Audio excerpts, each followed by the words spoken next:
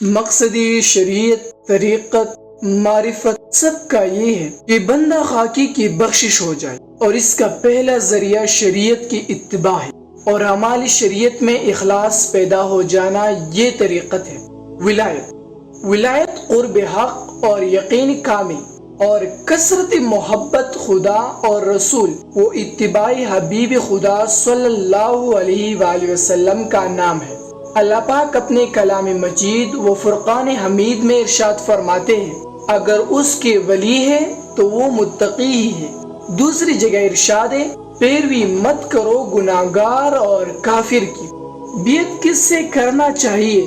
مولانا ولایت علی فرماتے ہیں، اکثر جگہ پیری کا طریقہ بھی یہی ہے کہ باپ مرا اور ان کا بیٹا ان کی جگہ قائم ہوا اور دستار ان کے سر پر باندھی گئی اور فوراً پیر بن بیٹھے۔ نہ اس نے سلوک طریقت طے کیا ہے، نہ اس کو اجازت باضابطہ طریقت کی ملی ہے، نہ وہ اتباع شریعت پر قائم ہوا ہے، مگر مریدوں اور گھر والوں نے اس کو پیر ضرور ہی بنا دیا۔ یہ طریقہ بلا سلوک طے کیے ہوئے اور بلا اجازت پیری کی گدی پر بیٹھ جانا، ایسے لوگوں سے بیعت ہونا، ایسے پیروں کا لوگوں کو مرید کرنا بالکل غلط اور سراسر عقل کے خلاف ہے۔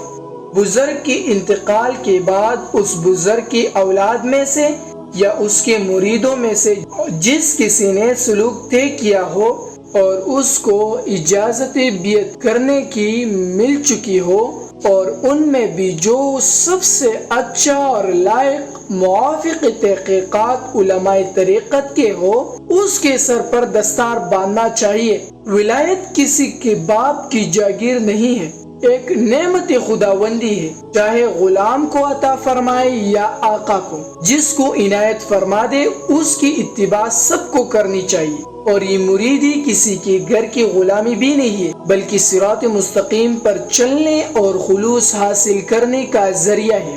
یہ اور بات ہے کہ کسی بزرگ کے انتقال کے بعد اس کے سلسلے کے لوگ اس بزرگ کے اہل و عیال کی ہر قسم کی خدمت کریں، یہ اچھی بات ہے۔ هل جزاء الاحسان الا الاحسان۔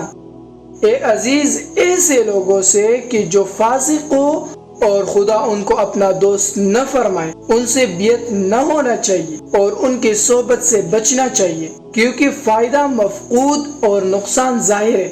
مولانا رومی فرماتے ہیں، ناقص کا ہاتھ شیطان کا ہاتھ ہے، کیونکہ اس میں سراسر مکاری اور تکلیف ہے، اور صحبت میں ان کے نہ بیٹھنا چاہیے، اگرچہ ان سے عجیب عجیب باتیں ظاہر ہو کہ شریعت میں اس کو استدراج کہتے ہیں، جیسے دلوں کا حال بیان کرنا، دلوں پر اثر ڈالنا، غائب چیزوں کو بتا دینا، خود غائب ہو جانا، شیر کی شکل بن جانا، ہوا پر اڑنا، یہ سب صفات شیطان لعین، جوگیا، برہمانانی ہند اور فلاسفران یونان میں بھی ہوتی ہے۔ اگر انہی چیزوں کا نام ولایت ہے تو شیطان کو بھی ولی کہنا لازم آئے گا۔ مولانا رومی فرماتے ہیں، بہت سے شیطان آدمی کی شکل میں ہیں، بس ہر ایک کے ہاتھ میں بغیر تحقیق کے ہاتھ نہ دینا چاہیے۔ جو کچھ وہ اپنے کشف سے بات کہے، اس کی کشف کی جوتی اس کے منہ پر مار دے۔ ہم شریعت کے احکام پر مضبوط رہنے آئے ہیں، نہ کہ کشف و کرامات کے واسطے آئے ہیں۔